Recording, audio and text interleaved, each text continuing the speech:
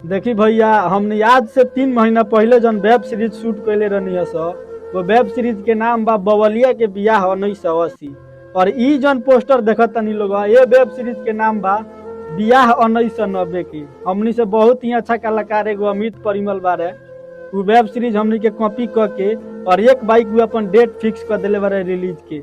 हमनी के web series में का दिक्कत का हो गई, जे एडिट में देर हो गई तो उ अपन वेब सीरीज लॉन्च करे लगले। का भाई इतना एथी हो गई जे हमनी के वेब सीरीज के कॉपी करके या बिना कोनो अनाउंसमेंट के एक बाइक रिलीजिंग डेट फिक्स कर दिले बारो।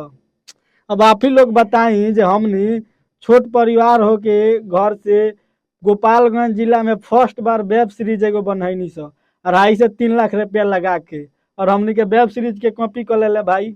ऐसे क्या फायदा मिलल भाई, तू ही बतावा एगो।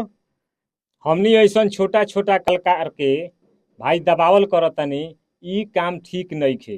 काहे कि हमनी रउरा से बहुत छोटा कलाकार बनी स, एमे हमनी का बहुत ज्यादा मेहनत कैले बनी स, जौन की 2.5-3 लाख रुपया हमनी के लगा के आई वेब सीरीज के बनौले बनी स, जौन की 3 महीना पहले हमनी के शूटिंग भइल बा।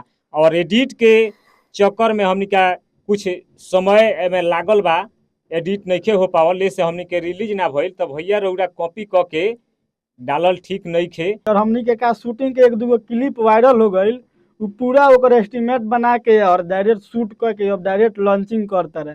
हमनी के शूटिंग के वजह लगभग 3-4 गो क्लिप वायरल हो गई, जौन की 8-8 मिलियन 10-10 मिलियन व्यूज बा वो क्लिप पर। तो आप सबसे हाथ जोड़ के विनती बा जे आप ही सब बताई के कॉपी कैले बा।